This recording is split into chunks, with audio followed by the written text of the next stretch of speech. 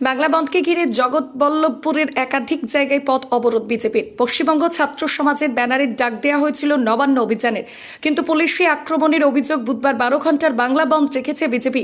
রাজ্য সরকারের তরফ থেকে বলা হয়েছে, পুজোর মুখেই বন্ধে পশ্চিমবঙ্গের অর্থনীতির ক্ষতি করবে।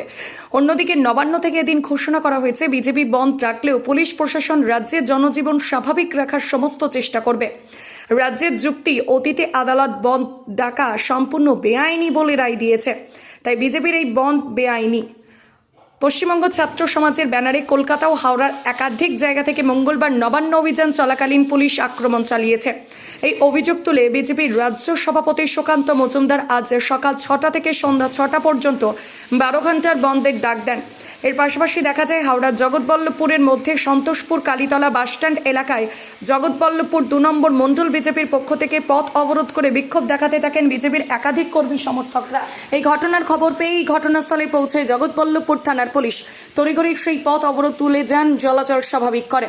এছাড়া জগৎবল্লভপুরের মাজু এলাকায় বিজেপি কর্মী সমর্থকরা পথ অবরোধ করে বিক্ষোভ দেখায়, সেই অবরোধও পুলিশ তুলে নেন। যেটা দেখা যাচ্ছে, জগৎবল্লভপুর সমস্ত এলাকায় এখনো পর্যন্ত যান চলাচল স্বাভাবিক রয়েছে। এছাড়া দোকানপাট খোলা রয়েছে।